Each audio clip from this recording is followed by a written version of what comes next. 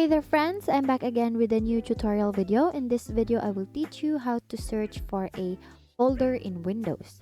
So to start, open File Explorer or any folders on your computer, for example this one.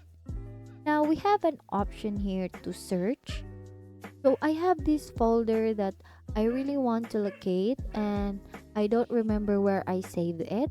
So I will search it here because I remember the name. I named it old files. So let's try and searching this on search bar here.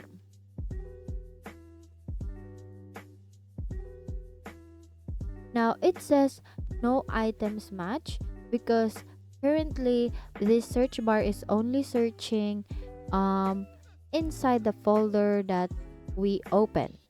So we have an option here to search again and choose libraries, or we have options here to click.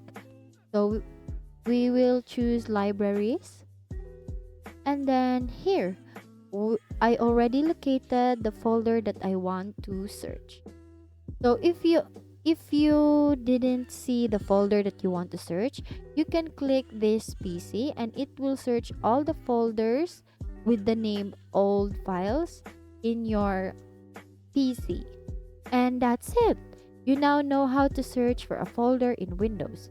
Searching folders in Windows is a quick and easy way to locate your files, even if you can't remember where you put them. I hope this tutorial helps you stay organized and find what you need effortlessly. Thank you for learning with me today. Once again, thank you for watching how to search for a folder in Windows. See you on my next video.